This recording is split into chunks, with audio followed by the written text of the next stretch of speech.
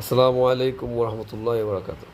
প্রিয় শিক্ষার্থী বন্ধুরা, আমি গত কয়েকদিন আগে একটি ভিডিও দিয়েছিলাম যে পঞ্চম শ্রেণীর গণিত বইয়ের পৃষ্ঠা নম্বর 15 এর 2 এর 1 নম্বরটা, যেখানে গুণককে ভেঙে আমি দেখিয়েছিলাম কিভাবে পাশাপাশি গুণ করতে হয় রাফ ছাড়া সহজভাবে। আজকে আমি আপনাদেরকে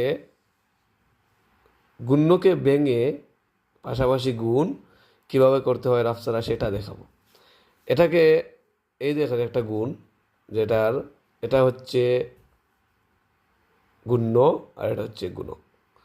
এখানে আছে গুণ্যটা হচ্ছে, আমরা যদি পড়ি ৯,৫৪৭, এটাকে আমরা প্রথমে ভাঙবো যে ৯,০০০ যোগ ৫০০ যোগ ৪০ যোগ ৭।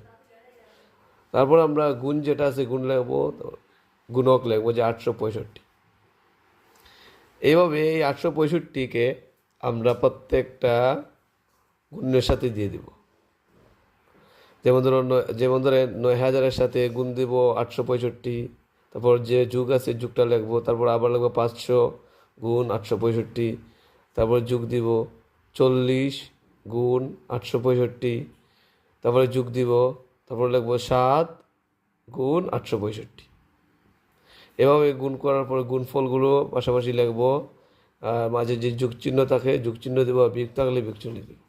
এইভাবে সম্পূর্ণ অঙ্কগুলা সেম যে নিয়মে দেখানো হয়েছে ওই নিয়মে আপনারা করবেন, ইনশাল্লাহ সহজে এবং রাফ ছাড়া অঙ্কগুলা করতে পারবেন।